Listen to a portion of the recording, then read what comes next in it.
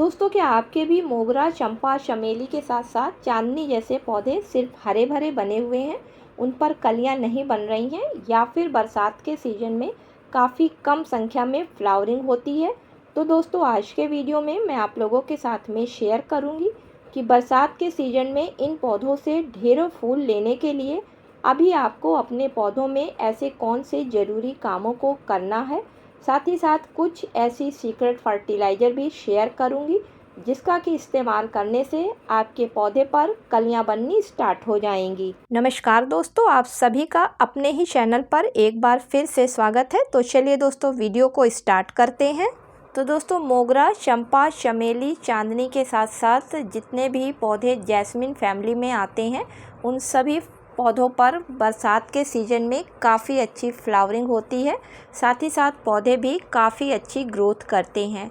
तो ये सभी पौधे जैस्मिन फैमिली के अंतर्गत आते हैं।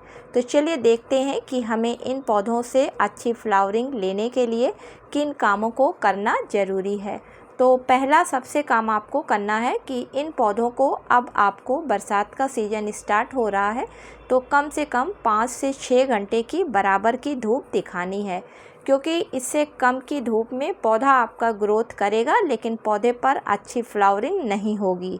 दूसरा काम करें, पौधे की मिट्टी से सभी प्रकार के खरपतवार, सूखी पत्तियों को हटा दें। यदि आप नहीं हटाएंगे तो पौधे को जब आप फर्टिलाइज़र देंगे तो पौधे को उसका फ़ायदा ना मिलकर ये खरपतवार लेते रहेंगे, जिसकी वजह से पौधे में ना तो अच्छी ग्रोथ होगी और ना ही पौधे में अच्छी फ्लावरिंग होगी। अगला काम करना है, गमले की 2 से 3 इंच गहराई की मिट्टी को हटा देना है, क्योंकि गर्मी की वजह से इस मिट्टी से सारे पोषक तत्व निकल चुके हैं। और जब आप पोषक तत्व निकल चुके हैं तो मिट्टी में जब आप फर्टिलाइज़र डालेंगे तो वो ऊपर की लेयर में रह जाएगी और पौधे को उसका पूरा फ़ायदा नहीं मिल पाएगा। इस फैमिली के पौधे ज़्यादातर 12 इंच के गमले में जब लगे होते हैं तभी वो अच्छी तरीके से ग्रोथ करते हैं और उस पर फ्लावरिंग ज़्यादा होती है। तो यहाँ पर मैं 12 इंच के गमले के हिसाब से ही फर्टिलाइज़र को तैयार कर रही हूँ।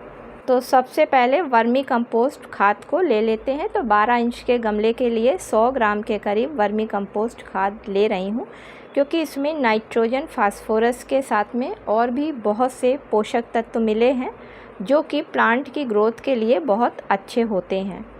इसके अलावा ये खाद दाने के रूप में आती है, जिस वजह से जब मिट्टी में ये मिलाई जाती है तो मिट्टी काफ़ी भुरभुरी हो जाती है, और भुरभुरी मिट्टी होने की वजह से पौधे की जड़ों में आसानी से ऑक्सीजन पहुंच जाती है। अब इसमें 10 से 12 दाने डीएपी के डाल लेते हैं। तो डीएपी में अकेली 45% फास्फोरस पाई जाती है, और फास्फोरस का फ्रेंड्स पौधों पर काम होता है रूट की ग्रोथ को तेज़ी से बढ़ाना। इसके अलावा बरसात के सीज़न में बहुत से पौधों की रूट्स डैमेज हो जाती हैं, तो उन डैमेज हुई रूट्स को फिर से डीएपी खाद जो है वो रीजनरेट करके ग्रोथ पे ले आती है। अब पौधे को सभी माइक्रोन्यूट्रिएंट्स एक साथ मिल जाएं, उसके लिए यहाँ पर 1 चम्मच मैं जाइम फर्टिलाइज़र को ले रही हूँ। फ्रेंड्स, अगर आपके पास ये नहीं है तो आप ह्यूमिक एसिड को भी यहाँ पर पौधे में इस्तेमाल कर सकते हैं। इससे भी पौधे को सारे माइक्रोन्यूट्रिएंट्स एक साथ मिल जाते हैं। अगली चीज़, इसमें 1/4 चम्मच पोटास खाद को ले रहे हैं, क्योंकि पोटास खाद का काम होता है पौधे पर जल्दी फूलों को निकालना। लास्ट में बरसात का सीज़न है तो कोई भी आप अच्छी फंगीसाइड ले लीजिए। तो यहाँ पर मैं ट्राइकोडर्मा ले रही हूँ, क्योंकि ये एक नेचुरल फंगीसाइड है और बरसात में लगने वाली हर तरीके की फंगस को ये मार देती है। इसके अलावा जो बरसात के सीज़न में जड़ें गल जाती हैं तो उन पर भी ये फंगस को नहीं लगने देती है। तो 1/4 चम्मच इसमें मैं ट्राइकोडर्मा मिला लेती हूँ। अब सभी चीज़ों को अच्छी तरीके से मिलाकर जो मिट्टी खाली हुई है उस जगह पर इसको डालकर ऊपर से जो हमने मिट्टी निकाली थी उस मिट्टी से फिल कर देते हैं गमले को। इसके बाद ऊपर से पानी डालना है, लेकिन मेरे गमले की मिट्टी काफ़ी गीली है, इस वजह से मैं अपने पौधे में पानी नहीं डाल रही हूँ। ये धीरे धीरे इसमें डिकम्पोज हो जाएगी, लेकिन अगर आपके पौधे की मिट्टी सूखी हुई है तो आप उसमें पानी डाल दीजिए।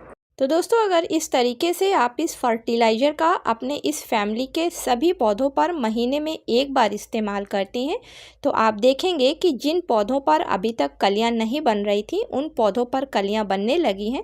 साथ ही अगर आपका कोई ऐसा पौधा है जो अच्छी तरीके से अभी तक ग्रोथ नहीं कर रहा था तो वो पौधा भी आप देखेंगे कि काफ़ी अच्छी तरीके से ग्रोथ करने लगा है, जिसकी वजह से अब काफ़ी हरा भरा हो गया है। उम्मीद करती हूँ कि आज का वीडियो आप लोगों को पसंद आया होगा। दोस्तों पसंद आया हो तो इसे लाइक और शेयर करें। मिलती हूँ किसी अगले वीडियो में किसी नई जानकारी के साथ में। तब तक के लिए दोस्तों हैप्पी गार्डनिंग।